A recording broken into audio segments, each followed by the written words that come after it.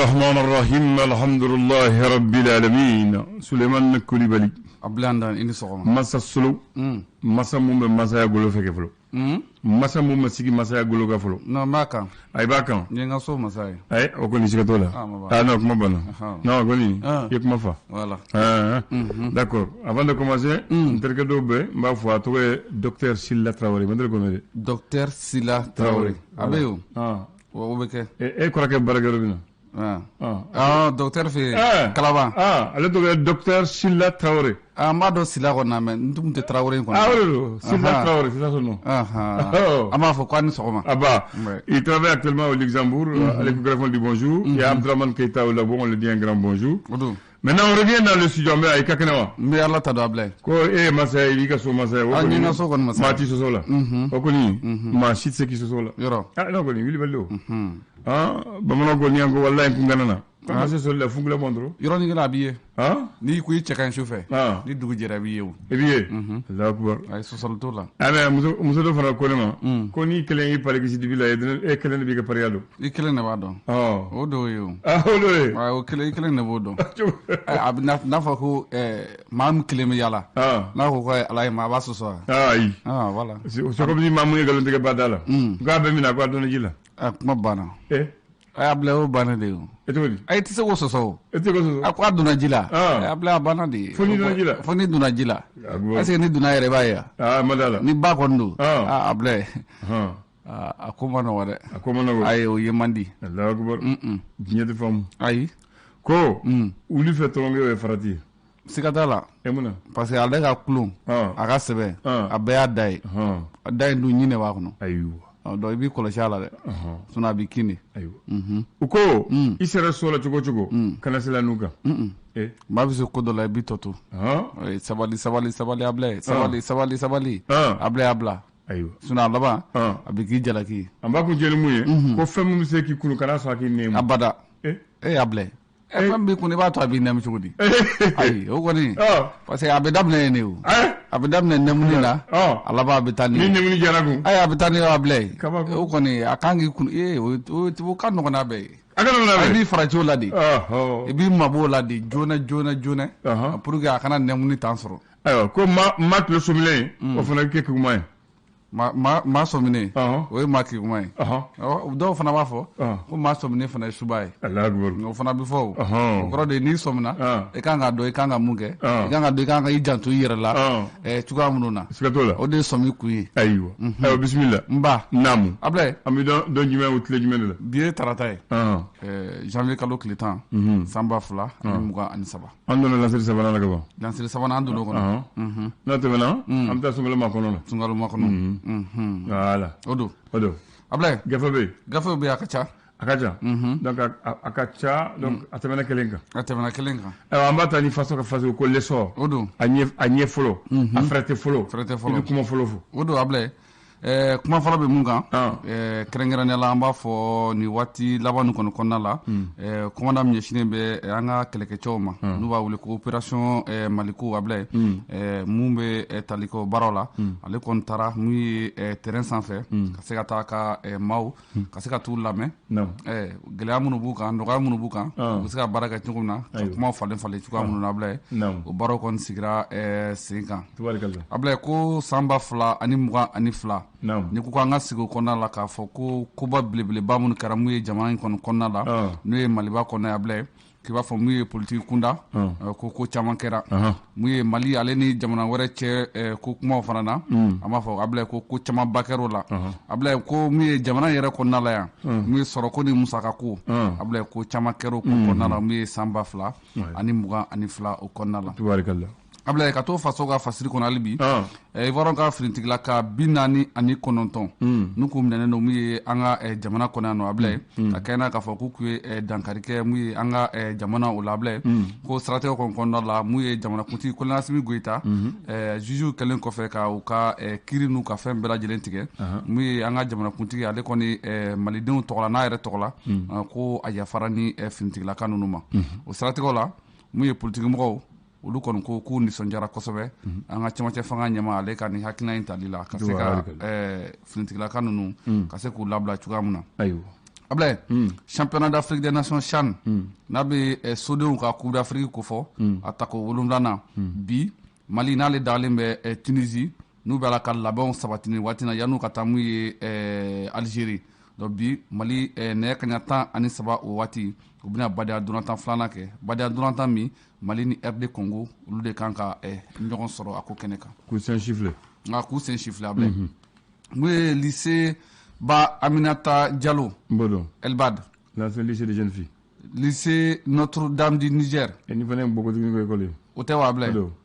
ministre ye ne suganti ka se ka taa kasiki di mun ye écoledenw ma Ablaye Fufalaki a y'a di u bɛɛ ma a dira écoleden dɔw kɔni ma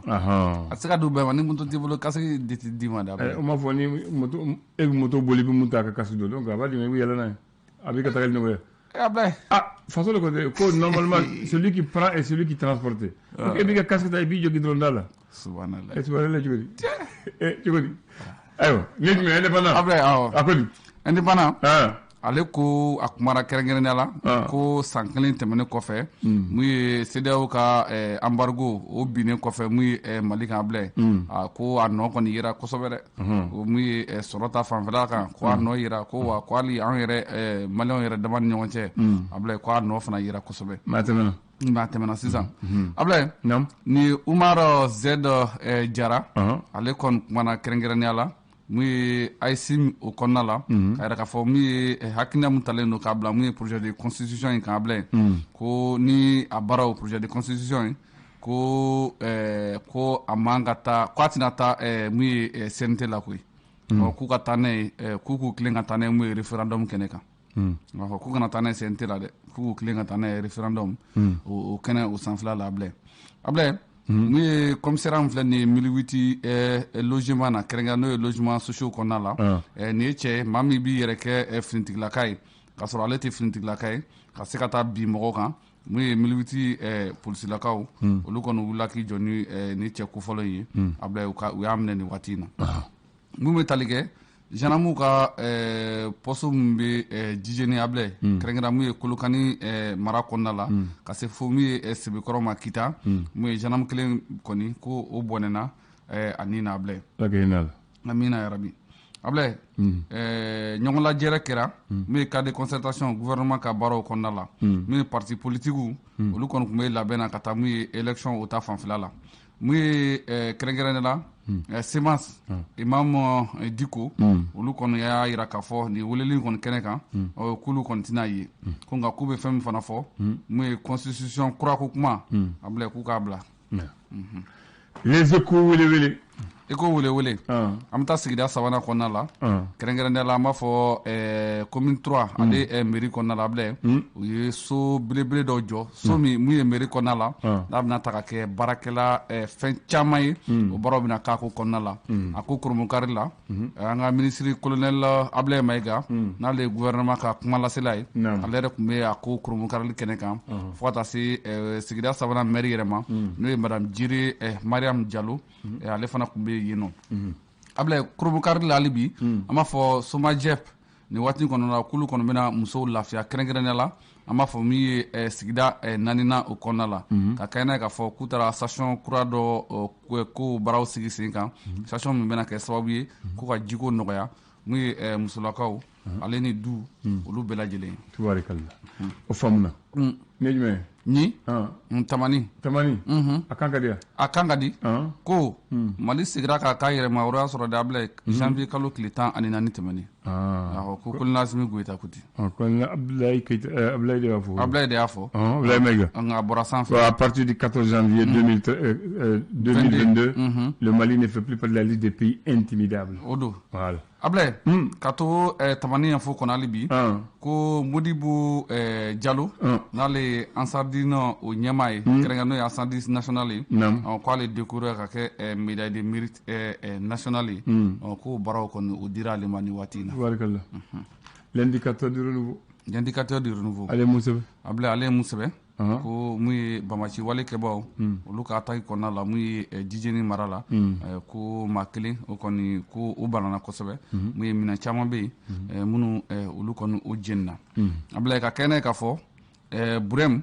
ale lycée public k'u tun bɛ fa k'a to a yɛlɛma ka tɔgɔ kura d'a la k'a da tɔgɔ min na o de ye château ye ko nka proviseur ko yan tɛ ayi k'a ti kɛ jɔn ta ye école ko lycée proviseur ko k'a ti kɛ dɛ ayi n ko jɔn ta ye école bon ni public don jamana ta don kuma i ye kuma faamu ni privé don proviseur ta ka ko ye ayiwa o tɛ o de kama ne ɲinɛ jɔn ta don fɔlɔ yanni kuma n'ale t'a dɔn halala don a jo don ni bɛ ni faso ta don o ye ko wɛrɛ a se t'o la Ablaye naam Musa Tɛmine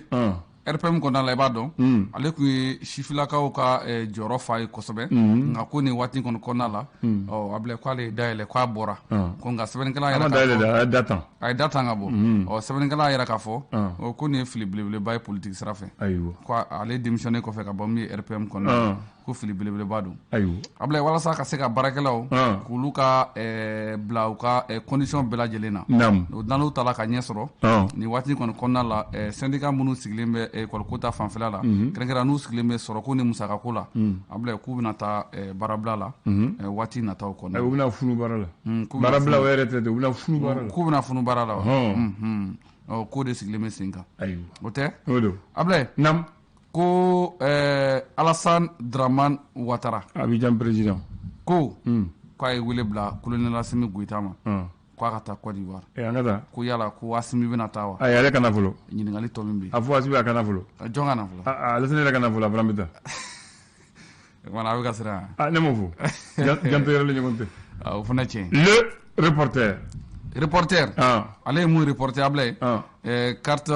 biométrique ko sɔɔni carte d'identité kura mun bɛna bɔ Ablaye ko sɔɔni dɔrɔn k'a ko bɛɛ lajɛlen bɛna sigi sen kan ko sɔɔni dɔrɔn a kana kɛ sɔɔni jan ye ayi a k'a tɔ ma jan bilen k'a bɛna sigi sen kan ayiwa Ablaye sankura kuma lasew la an ka jamanakuntigi ale bɔlen kɔfɛ ka kuma maliyɛnw ye a y'a jira k'a fɔ ko waati caman tɛmɛna Ablaye Mali ka sɔrɔ Ablaye k'ale tun bɛ don da la ko da minnu na ko nafa foyi tun t'a la Mali kan k'u y'o bɛɛ lajɛlen k'u ye fɛɛrɛ kɛ k'o bɛɛ lajɛlen lajɛ ko de kɛra sababu ye ko embargo kɛra ko k'a ma degunba lase Mali ma ko Mali sera k'a ka sara bɛɛ lajɛlen kɛ ko kamasɔrɔ ko waati tɛmɛn'o la ko Mali ka musakaw tun bɛ don da la ko nafa tun t'a la donc u tun b'a dɔn Ablaye u tun b'a dɔn ɲinti kɔnɔ kɔ a kuma kɔni filɛ nin ye ayiwa nin ye jumɛn ni républicain a ko di ale kumana professeur Saliku Sanogo nin waati kɔni kɔnɔna la ale y'a yɛrɛ k'a fɔ ko crise min kɔni bɛ URD kɔnɔna la nin waati na o bɛ kiiri la ko olu kɔni na Cour suprême ko ale ka jaabi kɔnɔ ka sɔrɔ ka baara kɛ n'o ye ayiwa Mali tribune an ka kuncɛ n'o ye an b'a kuncɛ n'o ye Mali tribune an b'a fɔ ɲɔgɔndan baara dɔ tun b'a la ka bila sen kan walasa ka se ka sɛbɛnni kɛ sɛbɛnniw min ɲɛsinnen bɛ Mali nutrition ma Ablaye o sababu la mun ye Mali tribune olu wulila k'u jɔ n'o jɔnjɔn ye koyi ayiwa tubarikala o ye hɛrɛ ye Masa Solo Ablaye an tɛ ne bamanankan na o don kan joli de bɛ Mali la a bɛ 60 ni dɔɔnin bɔ dɛ 60 ni dɔɔnin d'accord siya joli de bɛ Mali la i ye Ablaye siya kɔni ka ca a fana a bɛ sɔn ka 200 ni dɔɔnin bɔ non a t'o bɔ ayi ko recensement statistique d'avril 2009 c'est le dernier recensement on n'a pas fait le recensement an yɛrɛ recensé o de la voilà ils ont recensé le tableau des ethnies et des langues o y'a sɔrɔ a tɛ ils ont dit qu'il y a plus de 60 ethnies au Mali ethnie 60 siya 60 de bɛ Mali la ka tɛmɛ o kan ko kuma mun bɛ fɔ fana entre les langues et les dialectes il y a 78 langues et dialectes au Mali kan minnu bɛ fɔ ani kan mun bɛ kan kɔnɔ kan minnu bɛ kan kɔnɔ donc kan fɔ cogoyaw voilà 78 o de bɛ an ka jamana 78 o tilalen don siya 60 ni tilancɛ a n'a kunkan fɛ maintenant o nin di faso ma faso ye baara kɛ olu ye jateminɛ kɛ kan mun bɛ fɔ ka tɛmɛ kanw bɛɛ kan caman mun bɛ yɔrɔ a bɛ fɔ yɔrɔ min na ka ca ni tɔw ye u ko faso ko u bɛ 13 de t'a la 13 au 13 c'est les autorités maliennes dans l'article 1er du décret 59 PGRM du 19 juillet 82 ont retenu 13 langues nationales comme langue de travail. 82 Oui, en 1982. Aux langues où il y a le Bambara, le Sonifo, le Soraï, le Soninké, le Bozo, le Hassonké, le Dogon, le Tamashek, le Bobo, le Toukouleur, le Peul et le Maniga. o de bɛ fɔ ka caya o de bɛ ayi faso y'o de ta k'a kɛ de langue nationale voilà kuma bɛ k'a la kunnafoni bɛ di a la a bɛ sɛbɛn n'a ye jateminɛ filanan u ko o kanw bɛɛ la ko bamanankan de bɛ ka fɔ ka tɛmɛ kanw bɛɛ kan ko n'i y'a ta 100 sarada kanw cɛla 13 mun dir'i ma ko bamanan bɛ na avec 23,9%. n'i y'o banna Senufo 12,2%. n'o tɛmɛna Fulakan 11,5%. n'o tɛmɛna Kɔrɔbɔrɔkan 8,9%. Soninke Sarakole 8,8%. Dɔgɔnɔ 5,5%. Bozo 4,6%. Bobo 1,5%. Touareg 1,40%. Après le Hassonke 1,3%. Abdoulaye, il y a 82 de non, là, ils ont pris la décision en 82. En 82. Au pourcentage de Non, 2009. 2009 pourcentage de Yannick Kourakana. Voilà. Maintenant, où est Gatemene Fanake Kauna, ko Kando Bea, en bas, faut mettre en Kelentate. Que le Peul, par exemple, que le Peul est une langue transfrontalière. Ko Fulaka, Abifo Mali, Abifo Burkina, Abifo Guinée, Abifo Sénégal, Abifo Cameroun, Niger, Éthiopie et Gambie. Ko Côte d'Ivoire yɛrɛ b'a fɔ. Tamasek Kanfana, ko olu y'a jateminɛ, a bɛ fɔ Maliyan, a bɛ fɔ Mauritanie, a bɛ fɔ Niger, a bɛ fɔ Algérie, a bɛ fɔ Libye. Ko bamanankan a bɛ fɔ Burkina Faso, Guinée Conakry, Côte d'Ivoire, Gambie, Sénégal, Libanien, hali Sierra Leone. Libéria a bɛ fɔ yen. Ko kɔrɔbɔrɔkan le sɔrɔ yen, ko jateminɛ kɛra, u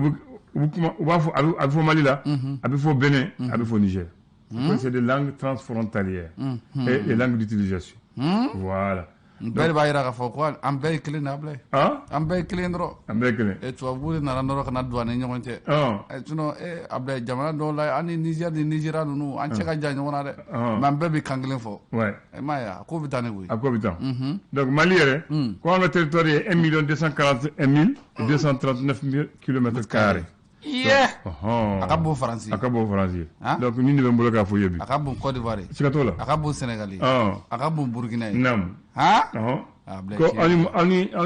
jamana wolowula fana tɛnkunna ɲɔgɔn na ko frontière. O don. An bɛ dancɛ bɔ. Voilà. Donc n b'a fɔ i ni ce. N ba. K'an bɛ kɔfɛ.